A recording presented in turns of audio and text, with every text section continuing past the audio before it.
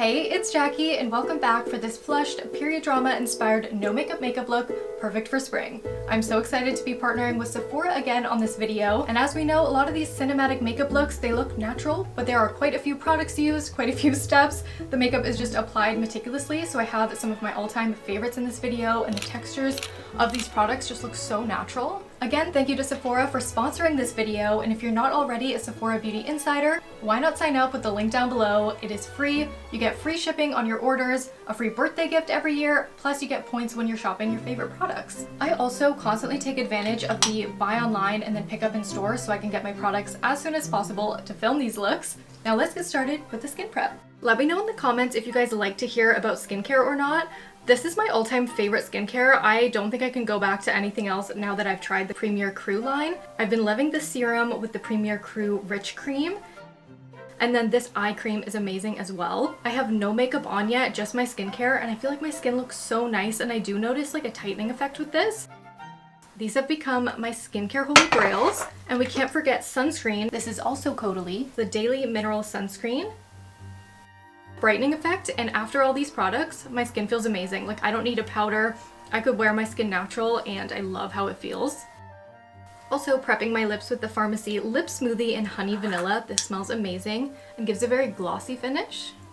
I want this look to be natural and fresh, but I don't want it to be too dewy and glowy all over. So I'm really sharing out my all-time favorite foundation. I think this has been in every video for the past couple months. It's the Armani Beauty Luminous Silk Perfect Natural Glow Foundation, and I'm in the shade 5, which is a great neutral shade. I'm really blending into the skin, and it looks great over the skincare as well. The next product is very well loved. As you can see, I'm almost out of this highlight shade, but I like to take a little bit on my finger and just pat on the chin, a tiny bit up the jawline, under the eyes, around the nose. This is the Makeup Forever HD Skin Face Sculpting Palette. It's super lightweight, blends into foundation, so it's not as heavy as using a concealer, but it does give that brightening effect. And then there's quite a few different shades. I like to use this sheer golden bronze shade.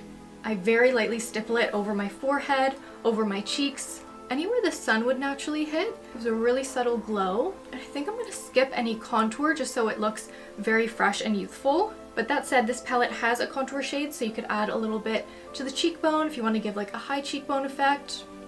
But I'm gonna let the blush be the focal point. The only time I am gonna reach for a little bit of this is for the nose contour. I just like to add in a little bit more definition to my nose tip and bridge. For the Painterly Period Drama Blush, I picked out two shades from Rare Beauty. First one is Adore. This has a radiant finish, it gives such a pretty sheen to the cheek, and it's a brighter pink. Then I'm using Worth, which is a true rose shade underneath. I love how radiant it looks. And then the lips and eyes will be a bit more muted, so the cheeks really have the main pop. For placement, I took the brighter pink, put a dot underneath each eye, then with the rose shade underneath. And I've chosen to blend out in kind of a V, so more of that boy blush type of shape. You can blend directly down, but I do kind of prefer it on an angle like this. Adding a touch to my chin, over the nose. And you can also take some of that up the temples, just so you're naturally blushing and flushed everywhere. I'm setting the skin with such a unique product. This is Danessa Myricks Beauty Yummy Skin Liquid Blurring Balm. It's a mattifying setting spray, but it acts like a powder, so I'm not going to use a powder. I've sprayed this on my skin, and as you can see, I'm mattified. I'm using a clean makeup sponge, spraying a little bit on there, and pressing into the skin. I thought, why not cut down on powder to keep it as skin-like as possible? You can just spritz in an X, but you can do targeted blurring with the sponge and press down, and I think that looks amazing. I'd give this product a go if you are very oily and you find powdering doesn't do enough, because I think this will control oil. And for me, this worked beautifully with no powder at all. Let dry for 2-3 minutes for a long-lasting semi-matte finish. Yeah, it looks very matte, but still skin-like. I love this. For brows, I'm using Benefit Precisely My Brow. This is the shade 4. I do see a mix in period dramas of either very natural looking brows that almost look untouched, or slightly more sculpted brows, but they're always pretty much full brows. So work with whatever natural brow shape you have. Draw in a few hair-like strokes in any sparse areas. I have a bit more of a natural arch, so I like to bring the head of the brow up higher to give more of that straight effect. I'm obsessed with big brows, so you don't have to go this bold with it, but this is my preference. I don't want to go super freckly with this, but I do want it to look like natural skin, and this is a great little hack if you do have any tiny bumps that you want to cover.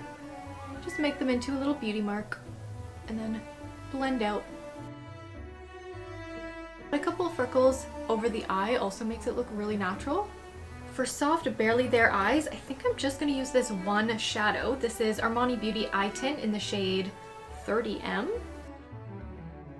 This shade reads more as a natural shadow and it doesn't crease. It looks great. I'm just going to build a little bit more into the crease, under the lash line. The texture of this product really blends into skin well. Eyeliner, I'm taking one of my favorite pencils. This is from Makeup Forever, and you will see quite a few of their artist color pencils in the rest of this tutorial. This is the shade Dimensional Dark Brown. Whoop. It's just softer than a black. And I'm tight lining.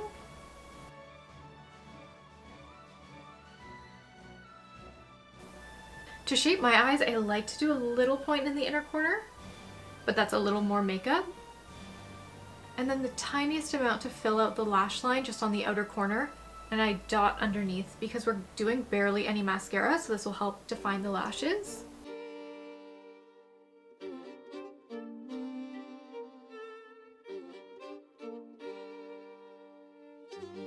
I picked up this brown mascara from Sephora. It is the Size Up Extra Volume Mascara, but we're gonna take most of it off the brush. I like this type of wand. And just touch the lashes.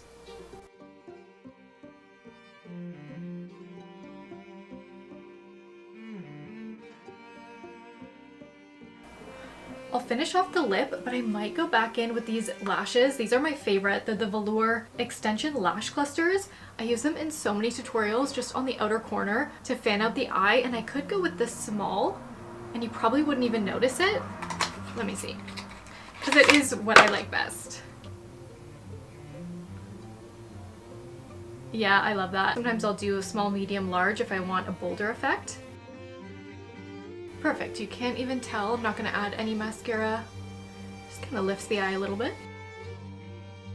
For lips, I wanted it to look natural but still defined, so I used two Makeup Forever pencils. This is a new shade called Totally Taupe. I think I like it slightly better than Endless Cacao, which is something I usually use to line the lips. It's a little bit softer. So I'm just lining my natural shape, blending that out, and then another shade, Boundless Berry, filling in the lips slightly, and blending together. I've blotted the lip liners off, and because I already used a balm, it feels really moisturizing. It doesn't feel like I have anything on the lips. A small trick makeup artists often use in period film is to soften the edge of the lip stain slightly with the finger so the lip line isn't too crisp. I did pick up two other products that I want to try. This one is so iconic, Clique Black Honey. And then I also have the Lip Nectar from a French brand. And this one is more of a warm berry.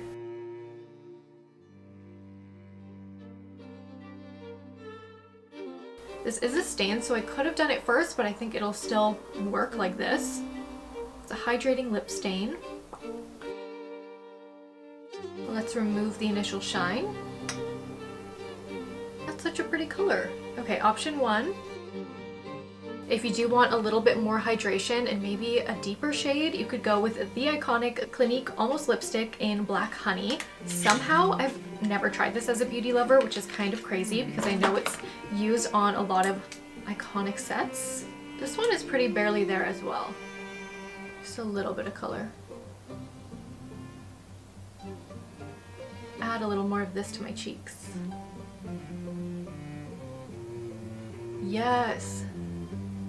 Okay, if I was gonna use a couple less products, because now I'm just kind of experimenting, I would go with Clique Black Honey with the lip liners, and then maybe just this one blush from Rare Beauty, the Adore, and then use this as the second blush, because that worked really well. It got a little more dimension.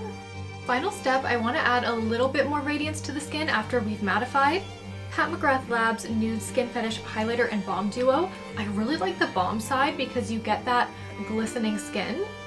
And then you can amp it up with the other side, which is more of a champagne highlight. And I use this kind of sparingly, more on the nose tip because I like a little highlight there.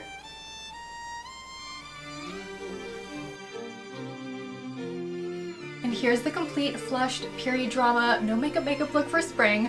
I love it. Let me know what you guys think and if you would wear this look.